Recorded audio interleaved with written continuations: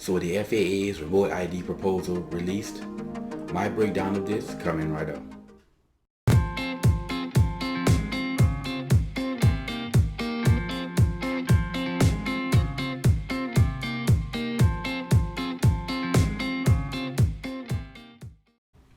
What's up, all you drone maniacs? Welcome back to Drone Logic for your drone and tech-related info from my point of view.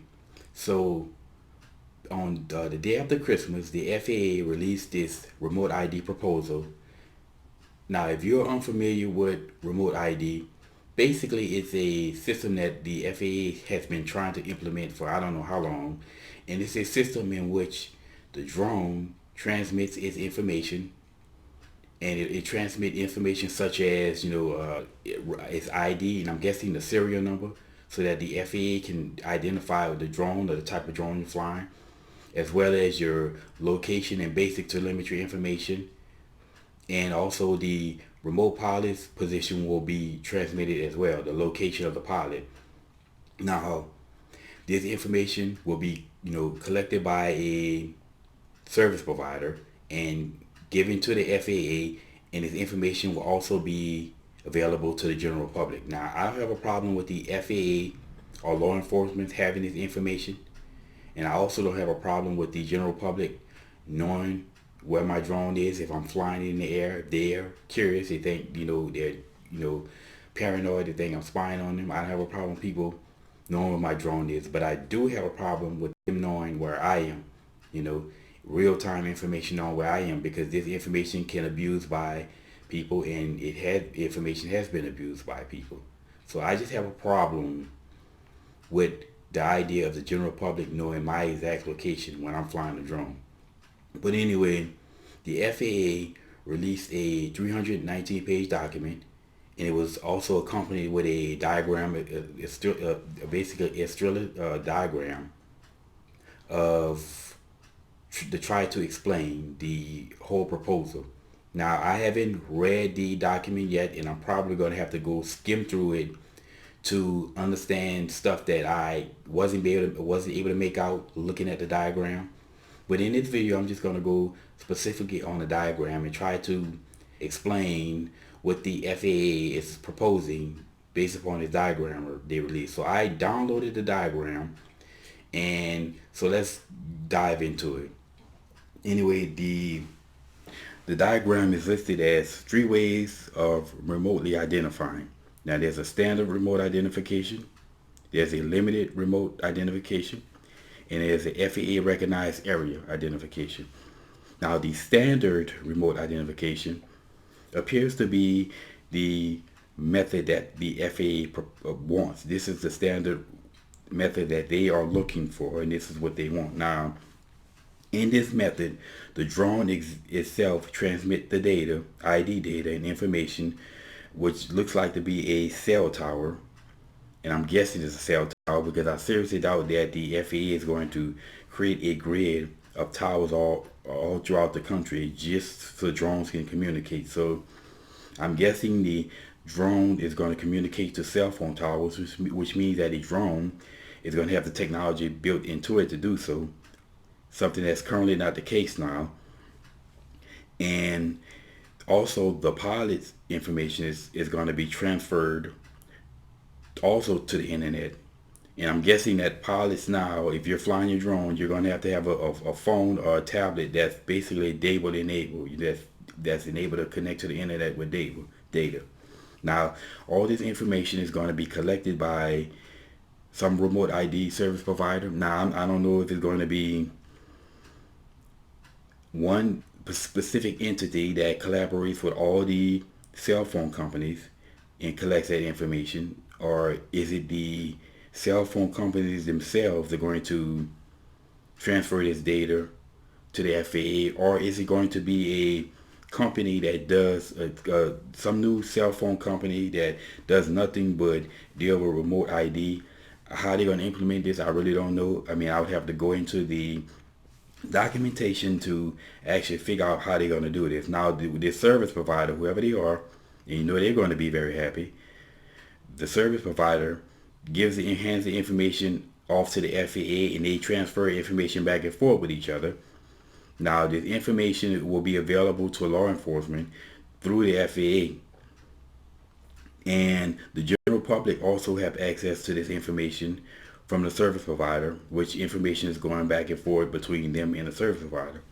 So I'm guessing a person who has a account with the service provider can get this information, and hopefully this also means that as a pilot, if I have a, you say, contract with the service provider, not only am I transmitting my location, but I can also see the location of other drones flying around, and that would be nice to know if it's anything else flying in the area when you're flying. Now the limited remote, basically, in this case, only the pilot is transmitting ID information to the service provider over the internet, right? And so the drone is not transmitting anything.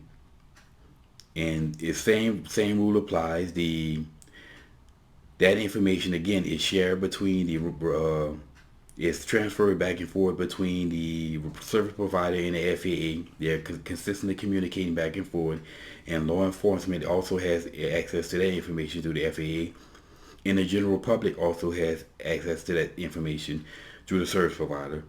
So the only difference between the standard and the limited mode is that the drone doesn't transmit information in the limited remote mode. Now, also, according to this diagram, the drone in the limited mode, the drone cannot get more than 400 feet away from the pilot, which doesn't make any sense because it's supposed to be line of sight, and like I can see my Mavic Air from 1,000 feet away. You know what I'm saying? Now it's the black Mavic Air. It's not the red or the white one. I'm pretty sure it's easy to see the black one in the air, but I can see it at 1,000 feet. So 400 feet limited range is a bit ridiculous there. Now the third mode is the FAA recognized identification area. In this mode, there is no communication whatsoever between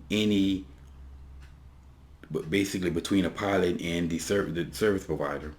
So I'm guessing this is going to be either areas that are set aside that's considered safe to fly in without having to transmit data,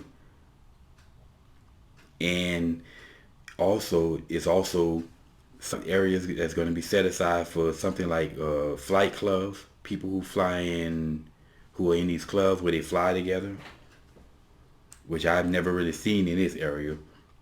But this is the proposal. Now, the standard proposal or the mode is what the FAA wants. That's what it appears. The limited mode is basically those people who will have older drones, or any drone that cannot transmit its ID will be flying on the limited mode, and the FAA recognized identification area is going to be the mode that people fly in if they're in clubs, flight clubs, or I'm guessing some area that's deemed safe to fly your drone in when you don't have to transmit data.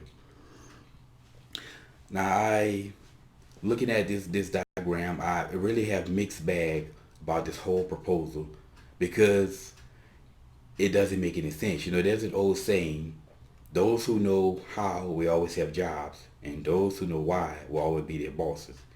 So I question, why is the FAA rolling out such extreme measures when there's really no need for it? Because I'm not aware of any incident where drones have caused major damage, has caused, major property damage, has caused the loss of lives because of a drone hitting a plane. I'm not aware of this. So there's really no need for them to roll out such extreme measures. So there has to be a why to all of this. Now, why I believe that the FAA is rolling out these measures, basically, I think it has something to do with drone deliveries. We've heard this idea or notion of people floating around with drones started to make deliveries. Amazon wanted to have this whole big elaborate thing where, drones make deliveries. They're going to have quote unquote blimps in the sky. And if you order something through Amazon Prime, it can be delivered to you, and I'm guessing within an hour or so with drones.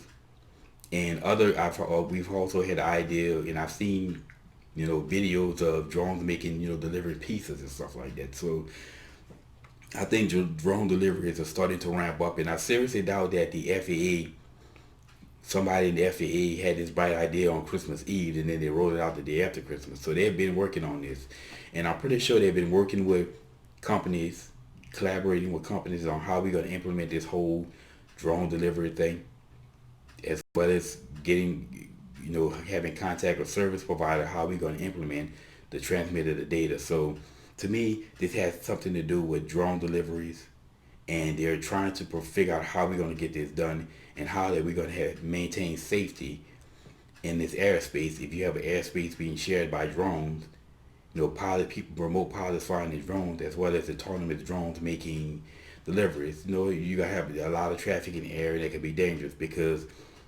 I can tell you personally, I've never run into, when I was flying a drone anywhere, I never run into another person flying a drone or seen any other drone flying in the area. So I've never had to worry about my airspace. The only time I've ever had to worry about airspace is the occasional helicopter fly over my home, or by a plane that fly over my home. I'll hear it. One time I saw a helicopter flying possibly no more than 250 feet in the air over my home, where I often fly. And I'm like, wow, I'm glad I wasn't flying that day. You know what I'm saying? And I live near a naval air station, so I routinely see F-15s and F-18s flying all the time. And if I'll see them fly over my home, and sometimes, 500 feet in the air. So it would be nice to know if other aircraft were in the air and I can see on my screen, would be better able to avoid it, because I can't tell you how many times I've been flying my drone and I hear the roar of a military jet engine, and I'm looking around, see, okay, well, where are they? Make sure I can avoid them. Or I hear a plane fly over, because there's a seaplane, one of those seaplanes that take off in water that's out of a canal that's not too far from my home. So I have to always be concerned about that.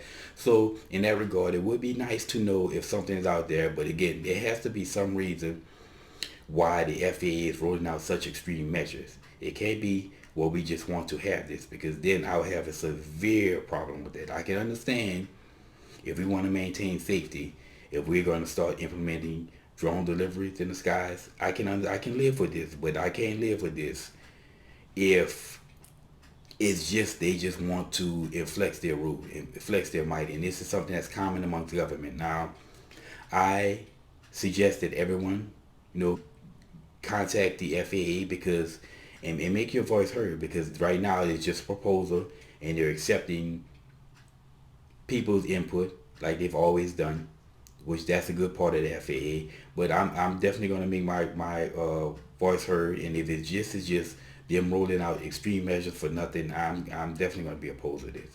If it's that they're trying to implement drone deliveries, and they need to keep track of the drones in the air so that autonomous drones can avoid, as well as us can avoid each other, then I can live with that, because it's a safety cost. But anyway, only time will tell. We just gonna have to see what's in the pipe, what they've been working on, and as always, y'all, until next time.